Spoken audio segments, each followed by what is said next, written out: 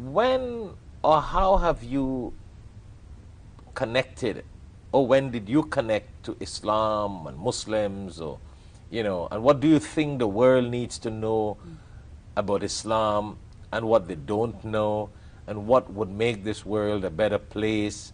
You see where I'm coming from? Yes. Spirituality. I mean, just share with our audience. I think it starts for me.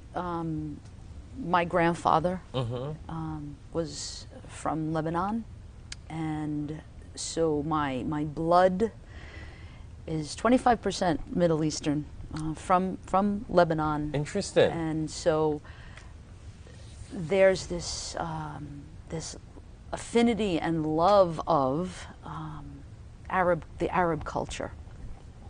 My grandfather was not Islamic, but I don't doubt that down the road the lineage is, I don't know. He has passed on, so I can't ask him any questions, but he was raised in an orphanage, and I know that he has a Christian background. Nevertheless, there's this I cannot explain love affair, affinity toward Islam. And I first became exposed in seminary, really, when we had someone come from the mosque and taught us the class on Islam and Sufism as well, which is the mystical aspect of Islam. And so this woman, one of the speakers spoke, and she said, it wasn't planes that were hijacked on 9/11, it was a religion that had been hijacked.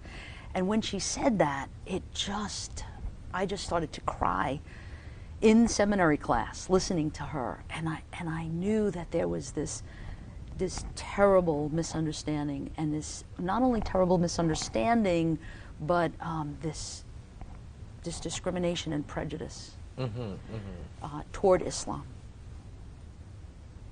Ultimately, since then, I've become immersed in the divine names of Allah as a spiritual practice.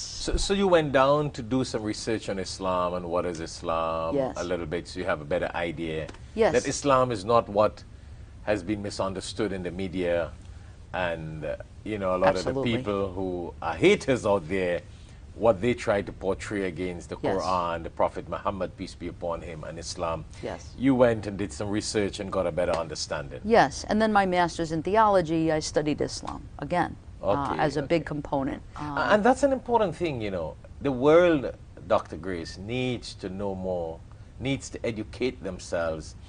And you would agree, if the world, the people in the world were to educate themselves on Islam, we would have less hate, and there would be no room for Islamophobia.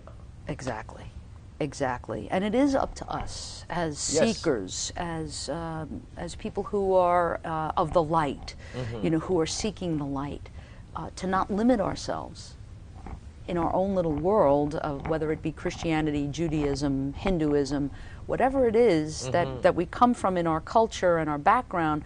It is our obligation to understand who God is, and God is Allah. Yes, yes. And that's it. God is Allah. Allah is God. Yes. And how is this different from?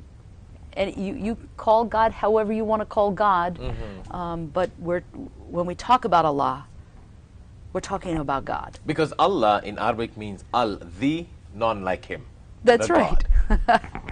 The God, whatever, whoever you worship, the God, the creator of the world, the creator of man and woman, the creator of everything. Exactly. The God, the creator. That's right. So after all your experience, I mean, and I want to touch this for the benefit of our viewers, dear,